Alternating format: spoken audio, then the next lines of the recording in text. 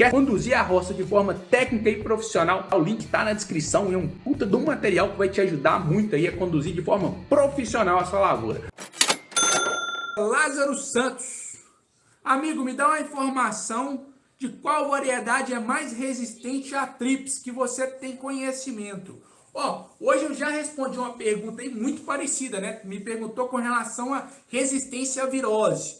Lázaro, a mesma coisa se aplica, tá, cara? Normalmente essas variedades mais novas, elas tendem a ter uma tolerância um pouquinho melhor a diversas pragas, diversas doenças aí. Mas eu destaco e reitero mais uma vez, é muito importante falar a respeito disso. Não confia nessas tolerâncias. Essas tolerâncias aí, elas não querem dizer que as plantas são imunes. Trips é um danado de um problema na melancia ali, especialmente na fase inicial, não. Eu ia falar na fase inicial, mas trips é um problemaço aí, praticamente em todo o ciclo de cultura da melancia. Tem que estar muito atento com o manejo do trips. Forma da gente combater trips, pessoal, é estar dentro da roça com um programa fitossanitário eficiente, que vai dar conta de controlar e não deixar que ele entra. Então, é muito importante a gente estar atento com relação a isso aí, Lázaro. Não vou te falar qual que é uma variedade que ela é resistente, porque tem tolerante, na verdade, aí normalmente são essas variedades mais novas aí. Mas não confia, cara. Elas podem ter uma tolerânciazinha um pouquinho melhor, o que não quer dizer que elas são imunes. É muito importante a gente deixar isso aí muito claro. O Alex mandou uma pergunta boa aqui, turma. Pessoal do Goiás também me indicaram o Delegate para trips. Você conhece a eficiência do produto? O Alex, super produto, tá, cara? Um produtaço aí. A questão é que ele é um produto um pouquinho mais caro, tá? Mas ele é um senhor produto para trips.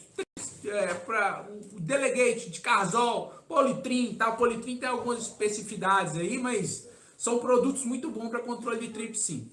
Rafael Sanches mandou mais uma pergunta aqui, Rafael.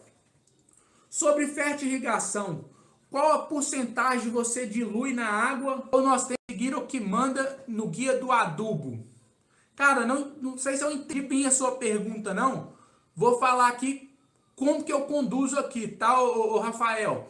Isso é o seguinte, cara. Normalmente eu costumo diluir ali até uns 200 quilos aí, dependendo do caso, em uma bomba, em um tanque de 500 litros. Aí eu mando junto com a água durante o período de irrigação. Como que eu faço? Pra gente deixar um pouquinho mais claro ali, ó. Eu tenho um tanque, um reservatório de 500 litros de água, faço a diluição ali de normalmente até no máximo uns 200 quilos de algum adubo hidrossolúvel, que é o que eu tô fazendo a aplicação. Põe para molhar uns 15 minutos ali mais ou menos, faço a aplicação desses 500 litros em mais 15 minutos e depois eu faço a lavagem do sistema com mais 15 minutos de água em cada setor. Ficou claro, turma? Isso aí é importante, esse manejo de fertilização serve para todo mundo aí. Você faz uma primeira aplicação ali para pôr água no solo ali, para fomentar as condições do solo ali, 15 minutos de água, depois você divide a aplicação da bomba ali, do seu reservatório de adubo ali, né, do composto de adubo ali, os 200 litros ou 500 litros aí, eu não sei como que é a composição na sua roça aí. No meu caso aqui eu trabalho com caixas de 500 litros, faço a aplicação desses 500 litros junto com a água durante 15 minutos e depois mais 15 minutos para lavar o sistema. Por que é importante a gente lavar o sistema aí, Rafael? Para você garantir que não vai ficar sujeira no seu sistema de irrigação, tá? Até porque tem alguns, não é nem sujeira, né? Restos de adubo ali, porque tem alguns adubos que eles são incompatíveis. Então, se fica algum resíduo de adubo ali no seu sistema de irrigação ali, pode ser que a hora que encontra com uma outra adubação, pode dar algum problema vindo a entupir suas mangueiras. Então, o recomendado é sempre que a gente trabalhe dessa forma. O Thales Maciel mandou para mim aqui perguntando o seguinte, se ele poderia colocar 2 sementes na mesma cova, trabalhando com espaçamento de 3 por 1,5. É o seguinte, com relação ao espaçamento que o Thales está querendo, deu a opção aí de colocar 2 melancias por cova, trabalhando com espaçamento de 3 por 1,5.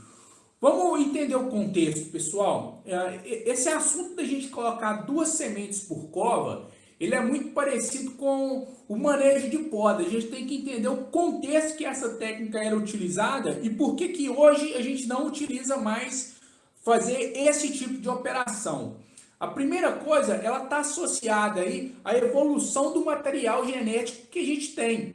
Antigamente a gente tirava praticamente a semente da melancia, a gente colhia a melancia na roça, tirava as melhores sementes ali, pegava as melancias maiores, tirava e replantava.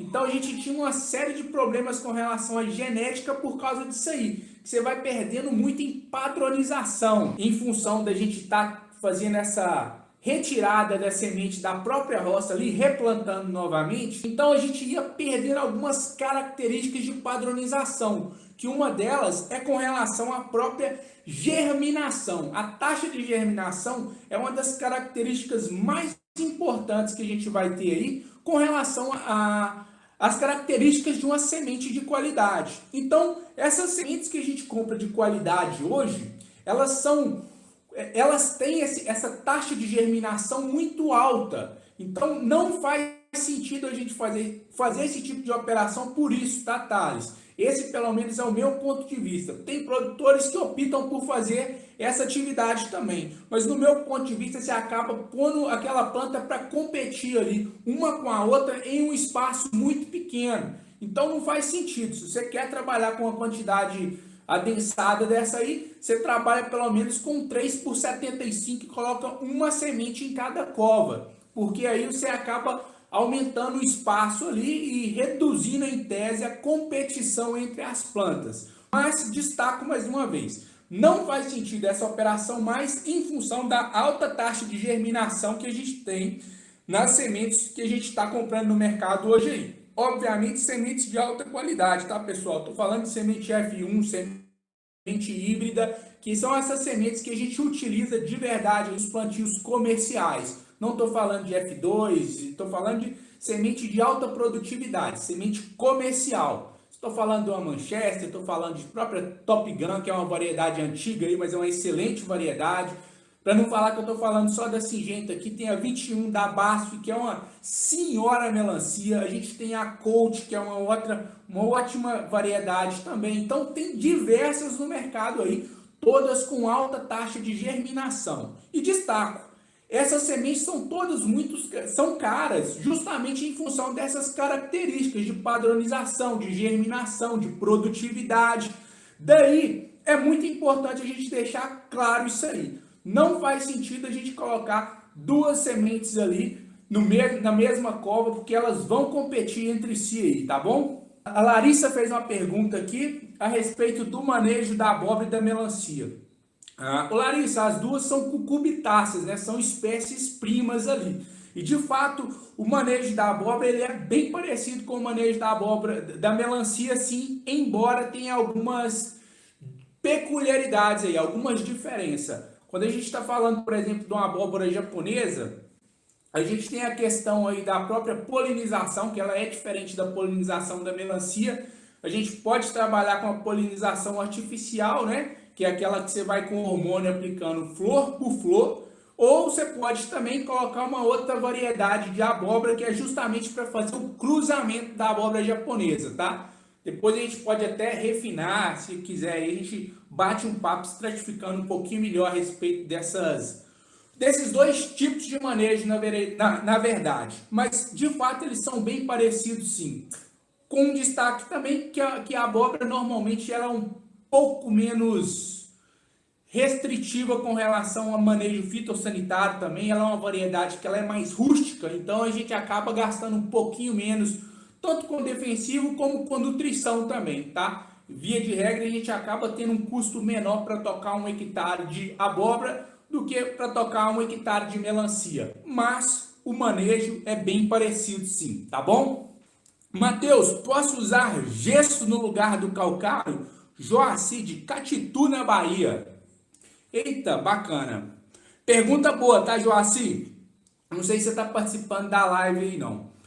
Mas deixa eu ver como que eu vou explicar isso aqui de uma forma que fica clara para todo mundo. embora o calcário, a calagem, que é a aplicação do calcário, seja um pouco parecida com a aplicação do gesso, elas são utilizadas para finalidades diferentes, tá, pessoal? O calcário, se a gente for olhar assim a aplicação sumária do calcário, é para que ela seja uma correção do nível de acidez, ou seja, a gente já aplica o calcário e ele acaba corrigindo a acidez do solo. Então, essa característica o gesso não faz, embora ele tenha características parecidas. Numa calagem, o que acontece? A gente aplica o calcário ali, ele disponibiliza cálcio, disponibiliza magnésio, ele acaba disponibilizando ali todos os nutrientes no solo, ele aumenta a disponibilidade, na verdade, de quase todos os nutrientes no solo. O que mais que ele faz? Ele reduz o pH, como eu acabei de dizer, mas ele atua em uma camada mais superficial do solo. Então isso aí é importante a gente destacar. A calagem reduz o pH, a gessagem, ela na verdade, o que ela faz? Ela não reduz o pH, mas ela consegue disponibilizar cálcio em uma profundidade maior no solo. Então acaba sendo essas duas diferenças aí. Não sei se eu consegui deixar tão claro. Eu vou tentar organizar um pouquinho aqui o meu pensamento aqui para ficar claro aqui para o Joaci. Joaci, a calagem e a gessagem, elas são atividades diferentes, na verdade, tá? O calcário ele vai estar sempre associado aí para você conseguir reduzir a acidez do solo, ele vai disponibilizar cálcio e magnésio, mas ele vai fazer essa redução ali em uma camada mais superior do solo ali. A movimentação do calcário no solo, ela acaba sendo mais restrita e bem mais difícil. Já o gesso, ele tem essa capacidade de aprofundar no solo, só que ele não reduz o nível de acidez, embora ele consiga também elevar a CTC, assim como o calcário, porque é o seguinte, ele acaba neutralizando o alumínio que está ali. Por consequência dele neutralizar esse alumínio, ele acaba elevando a CTC também. Aí eleva a CTC, disponibiliza cálcio, ele acaba disponibilizando outros nutrientes como enxofre e até mesmo um pouquinho de fósforo, porque o gesso ele é um subproduto do processo de fosfatagem ali, se é assim que eu posso falar. Então ele acaba disponibilizando um pouquinho, bem pouquinha coisa de fósforo, se eu não me engano, e até flúor. Mas basicamente é essa que é a diferença. Um corrige a acidez, o outro não. E o calcário trabalha na parte superior do solo ali, na parte mais superficial, e o gesso tem essa capacidade de conseguir disponibilizar cálcio nas partes mais inferiores do solo, a parte abaixo de 45 centímetros, até mais. Então, para quem trabalha com essas culturas aí, como por exemplo café, cana, atividade de gessagem, ela é extremamente importante aí para a gente que está na cucurbitaceae ali. Não sei se faz tanto sentido assim, tem que avaliar muito bem, caso a caso, porque talvez, dependendo do que você precisa, não vai ser o gesso que vai resolver o seu problema. Uma vez que o sistema radicular das cucurbitáceas, de modo geral, ela acaba sendo um sistema radicular superficial, tá bom? Caraca, que perguntazinha embaçada aqui também. Não sei se eu consegui responder à altura, né? Mas acaba que essa é uma pergunta também que eu acho que ela daria quase que um vídeo inteiro aí. Até uma boa sugestão de pergunta para a gente ir falando aqui. Qual a melhor forma de controlar a virose? Vixe, perguntinha boa também, tá? Pessoal, virose na cultura da melancia, ela é, para mim, assim, de longe, um dos maiores problemas que a gente tem. Porque ela é uma doença que, de fato, pode acabar com a lavoura ou então trazer prejuízos extremamente significativos para a lavoura. Então, a gente precisa estar muito atento com relação à virose. E é o seguinte, a virose, pessoal, ela não tem cura. Na verdade, o que a gente consegue fazer com a virose são duas formas de atuação ali. Encontrou pé com virose na roça, não adianta ter dó, não, tem que arrancar mesmo. Primeiro passo é a erradicação. Ó. Encontrou pé, é bem característico o pé com virose. Eu tô devendo aqui de poder colocar, né? Ia ser legal se eu conseguisse disponibilizar para todo mundo ver aí um pé com virose. Mas todo mundo que planta aí conhece bem, é bem característico o pé que está com virose. Ele acaba ficando bem todo enrugado, fica aquele pé com as ramas grossas, fica um pé bem feio mesmo. porque na realidade ele acaba interrompendo de forma correta ali os fluxos o fluxo interno de xilema e floema dentro da planta ali, né? Então, o que que acontece? Você tem duas formas. A primeira, encontrou pé com virose, erradica, tira da roça e joga fora. Porque esse pé, ele passa. E como que ele passa? A hora que ele passa para os outros pés, ele precisa de um vetor. E a gente tem 3 camaradas que são os principais responsáveis por transmitir essa doença dentro da roça: pulgão, trips e mosca branca. Então, além de erradicar, a forma mais segura que a gente vai ter aí para manter a roça nossa livre de virose é justamente a gente manter a sanidade da roça. A gente não pode deixar ter mosca branca, não pode ter pulgão e também não pode ter o trips, que são os 3 vetores dessa doença. Então, se a gente, ainda que a gente tenha alguns pezinhos na roça ali, que a gente acaba não conseguindo verificar a roça sempre, principalmente quem trabalha com roça muito grande, aí passou de 20 mil pés ali, que você não consegue ter um acompanhamento tão preciso, pé por pé, o que é importante a gente fazer? Ter um manejo fitossanitário preventivo, para a gente garantir que a gente não vai ter uma infestação alta, nem de mosca branca, nem de pulgão e nem de trips. Porque se tiver um único pezinho lá com a virose que deu a virose e você tem uma infestação alta de qualquer um desses 3 vetores, eles vão espalhar essa doença para a roça de forma extremamente rápida aí, tá bom? Então,